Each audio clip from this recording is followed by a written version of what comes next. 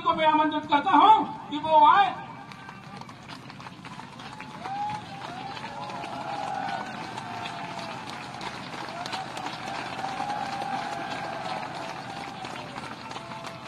बोले गोपाल कृष्ण भगवान की। मैं उज्जैन से आता हूं तो महाकाल महाराज की विजय बोलना है। बोले महाकाल महाराज की। आज के इस मंच पर विराजमान हमारे वरिष्ठ नेता और अभी यहां से जब तक निर्वाचन का आखिरी सर्टिफिकेट राहुल भाई को नहीं मिल जाए तब तक सांसद भी और हमारे बहुत वरिष्ठ नेता और सरकार के वरिष्ठ मंत्री श्रीमान प्रहलाद सिंह जी लोधी साहब, उनका अभिनंदन वंदन स्वागत है। इस अवसर पर राहुल भाई ने बहुत अच्छा भाषण दिया। राहुल भाई के लिए जोरदार तालियां बजाएं। चौधरी, मैं नाम बोलता हूं, आप ताली बजाते रहना। चौधरी मुकेश सिंह जी संभाग प्रभारी, विनोद यादव जी लोकसभा प्रभारी, जहार सिंह जी लोकसभा संयोजक, वीरेंद्र सिंह लोधी जी विधायक बंडा, गौरव सिरोठिया जी जिलाध्यक्ष, हमारी बहन श्रीमती रेखा यादव जी पूर्व विधायक, श्री हरवंश सिंह जी राठौर पूर्व विधायक, श्री प्रद्युम्न सिंह लोधी पूर्व विधायक, प्रद्युम्न भाई पीछे रहे, लक्ष्मण सिंह जी विधानसभा प्रभारी।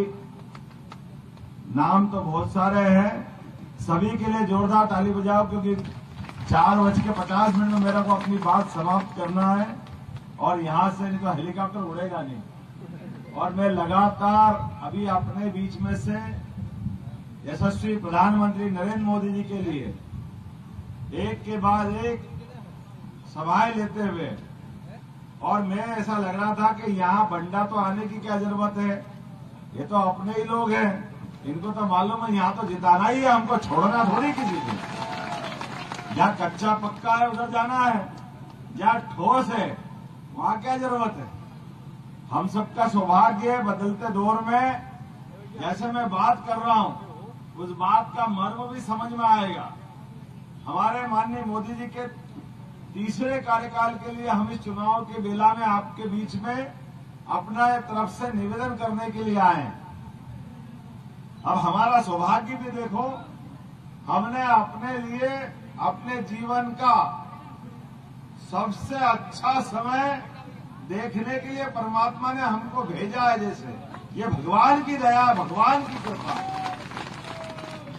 भारत और भारत की ताकत सदैव अपने परमात्मा के विशेष आशीर्वाद के कारण इस देश के अंदर दो भगवान महापुरुष के नाते से जन्म लेते हैं। दोनों के बीच 17 लाख साल का अंतर है। एक भगवान जय श्री राम कहलाते हैं, दूसरे गोपाल कृष्ण भगवान के नाम से उनकी पहचान है। दोनों के बीच 17 लाख साल का अंतर है। लेकिन दुनिया से बाहर 200 से ज्यादा देश में आप जाओ और आप बताओ कि आप भारत से आए, ये नहीं बताना है तो केवल कहां से आए हो आप बोलो तो आप कह दो रामकृष्ण के देश से आए तो वो आपको अपने आप प्रणाम करके आपकी संस्कृति को नमन करते हैं। यह हमारा सौभाग्य है।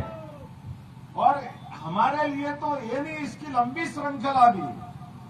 कितना अच्छा लगता है यशस्वी प्रधानमंत्री कोई विदेशी मेहमान आए तो विदेशी मेहमान तो पहले भी आते थे, लेकिन पहले आने वाले मेहमान को अमेरिका के राष्ट्रपति को, इंग्लैंड के प्रधानमंत्री को, इंग्लैंड के राजा को, ऑस्ट्रेलिया को कभी ताजमहल पकड़ाते थे, कभी कुछ और पकड़ाते थे। अब हमको लगता है कि हाँ, गीता जी जैसे पवित्र ग्रंथ देकर के भारत की जय जयकार करने के लिए सबसे बड़ी धरोहर देते हैं।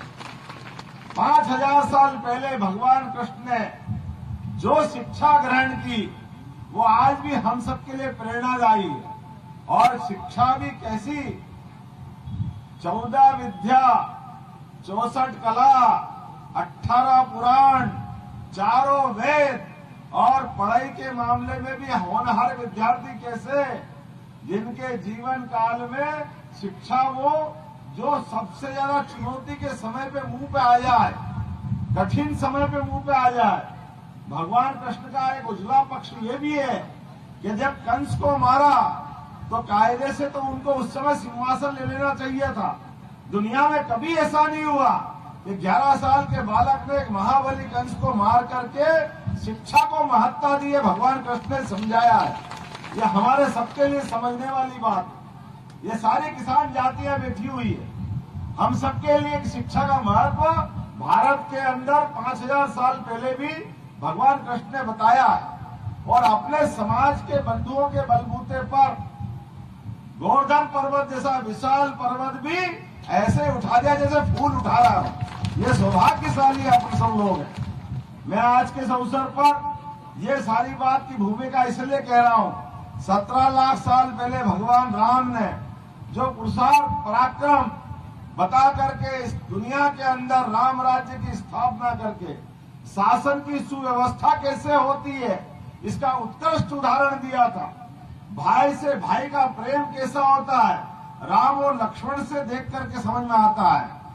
पति और पत्नी का संबंध क्या होता है, माता सीता और भगवान राम का संबंध बताया है। दुष्मन से निपटने में महाबली रावण के साथ भी मुकाबला करना हो तो अयोध्या से सेना नहीं बनाई उन्होंने, अपने जंगल के वनवासी बंधुओं के साथ, वानर और भालुओं के साथ उस महाशक्तिशाली रावण को भी मार करके सोने की लंका जला के जिसने बता दी।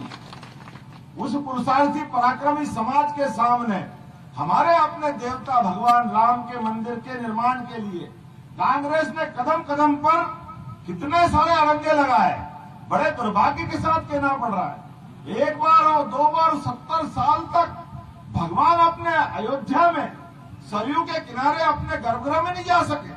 अपने निर्माण के उस अवसर को 500 साल पहले जो मंदिर तोड़ा गया था कांग्रेस ने वो 70 साल तक नहीं बनने दिया। बड़े दुर्भाग्य के साथ कहना पड़ रहा है कि कांग्रेस आज किस मुंह से वोट मांग रही है, कौन वोट देगा उनको। चलो जोरदार ताली बजाओ, सुप्रीम कोर्ट के लिए ये आनंद आया है। आपने तो अकल नहीं थी भाई साहब, आपने तो जितने अड़ंगे लगाने लगा लिए। वो तो धन्यवाद सुप्रीम कोर्ट को और धन्यवाद 56 इंच के सीने वाले को जिन्होंने सुप्रीम कोर्ट का निर्णय लागू करके बताया है। यह हमारा सौभाग्य है। और हमने दूसरी बार भी वोट दिया। ये कश्मीर के अंदर भारत का मुकुटमणि कश्मीर, जहां 40,000 लोगों की हत्याएं हो चुकी, पुलिस के जवान हो, सेना के जवान हो, हिंदू हो, मुसलमान हो, सारे राष्ट्रभक्तों का लगातार 47 से लेकर के जब तक 370 नहीं हटी तब तक 40,000 लोगों की हत्याएं हुई। यह हत्या का कलंक अगर किसी के माथे है तो कांग्रेस के माथे है। और हमारा सौभाग्य, जोरदार ताली बजाओ, नरेंद्र मोदी जी ने एक झटके के साथ हटा दी। ऐसी कलंकित धारा नहीं चाहिए जो भारत का विभाजन चाहती है। ऐसी धारा नहीं चाहिए जो हमारा बंटवारा करती है। एक देश में एक निशान, एक प्रधान, एक विधान, ये स्थापना करने का काम किसी ने किया तो भारतीय जनता पार्टी ने किया। और हमने 2 बार सरकार क्या बनाई, इंग्लैंड जैसे महाबली राष्ट्र जो 200 साल तक हमारे देश पे राज कर गया, उसको पीछे हटा करके दुनिया के 5वें नंबर की अर्थव्यवस्था अगर बनी है तो भारत की बनी। हमें इस बात का गर्व है। और अब तो अपना समय आया है। ये गीता, गंगा, गौ माता, इससे भारत की पहचान है दुनिया में। इससे बढ़कर के क्या हो सकता है। माननीय प्रहलाद जी यहाँ बैठे हैं, हमारी सरकार बनी, सरकार बनने के साथ 100 दिन के अंदर कुछ निर्णय किए। उस निर्णय में हमने पहला निर्णय किया, ये खुलेआम जगह जगह आज महावीर जयंती है, आपके माध्यम से संदेश देना चाहता हूं। फूड सेफ्टी नियम है कि नियम के हिसाब से, फूड सेफ्टी नियम के अनुसार किसी को मटन की दुकान चलाना हो, किसी को मछली बेचना हो तो निश्चित मार्केट के अंदर ही बेच सकते हो। लेकिन जगह जगह खोल खोल के बेचने लग गए थे और बेचने में, काटने में वो गौ माता पे भी गो कसाई कर देते थे। हमारी सरकार में नहीं चलेगा। हमने कहा उल्टा टांग देंगे, ठिकाने लगा देंगे। ऐसा काम कभी गौ माता पे कोई बदमाशी कर ले, ये चलेगा नहीं। और उल्टा हमारी सरकार ने निर्णय किया। इस सरकार के इस चुनाव आचार संहिता के बाद हमारी जैसे मनुष्यों को बचाने के लिए एम्बुलेंस आती है, ऐसी गौ माताओं के लिए एम्बुलेंस आएगी, कोई घायल गौ माता कहीं मिले तो उठा करके उसका इलाज कराने की व्यवस्था हम करेंगे।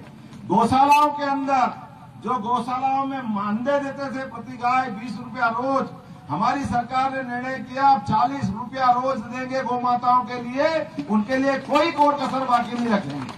और गौशाला में केवल गाय माता ऐसा नहीं, हमने निर्णय किया कि अपने घरों के अंदर भी आप जो गाय माता पालेंगे, जैसे अपन गेहूं में, धान में, बाकी फसल में बोनस देते हैं, भविष्य में दूध खरीदने पे भी बोनस दिया जाएगा ताकि ये पशुपालन का व्यवसाय बढ़ाया जाए, ताकि अपने किसानों की आय डबल हो।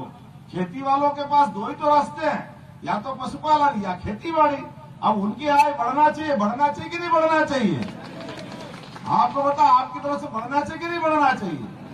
तो हमारे अपने पशुपालन की अगर ताकत बढ़ती है, दुनिया में दूध देते हैं, अरे दूध क्या, वो तो भगवान का अमृत है।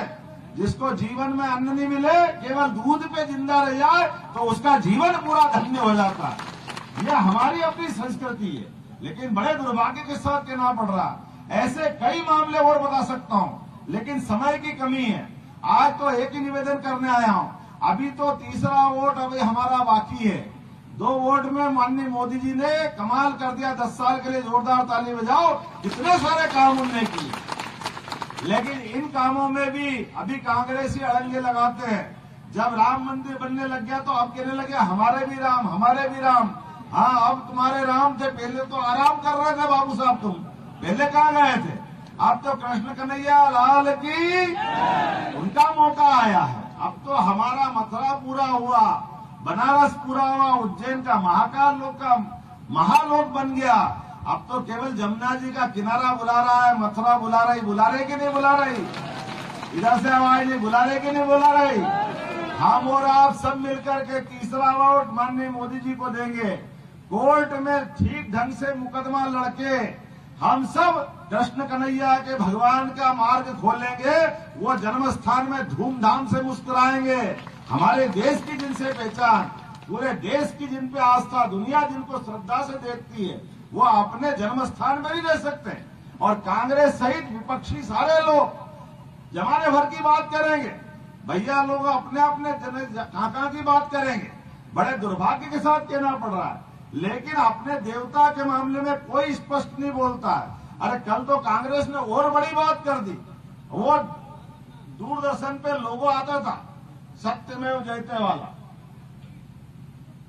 है ना, वो व्हाइट से भगवा कर दिया। अब ये हाय भगवा कर दिया, हाय भगवा के छाती कूट कूट के मरे जा रहे हैं। अरे भगवा कर दिया तो क्या कर दिया? ये भाजपा ही है हमारी सरकार है, सुर संस्कृति को मानती है। अपने सारे साधु संत कौन से कपड़े पहनते हैं? सब भगवा तो पहनते हैं। तुम्हारी नफरत क्यों है? हिंदुओं के चिन्हों से कांग्रेस को नफरत क्यों है? कांग्रेस को सबक सिखाने के लिए एक नहीं ऐसे कई उदाहरण है। बोलो हम सब तैयार है। ऐसे कोई भी हिंदू धर्म के मसले पर अगर कोई अपमान करेगा, मैं आपसे आह्वान करता हूं, कोई बर्दाश्त नहीं करना। और ये तो समय मोदी जी वाला है, हम और आप सब मिलकर के ऐसे दुष्टों से लगातार निपटते रहते हैं। मेरे साथ इस बात से सहमत हो जाए तो अपने स्थान पे खड़े हो जाएं।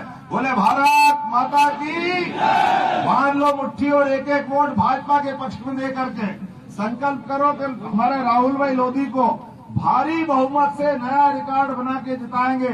बोलो सब तैयार है? और अपने पास सब संकल्प करो, मतदान करने जरूर जाना है। शादी होगी, फसल कटाई होगी, कोई भी काम होगा, सब भूल जाना, सबसे पहले मतदान करना है, क्योंकि हमारे मतदान से ही लोकतंत्र स्थापित होता है। बोलिए मेरे साथ, भारत माता की, गोपाल कृष्ण भगवान की जय। जय श्री राम।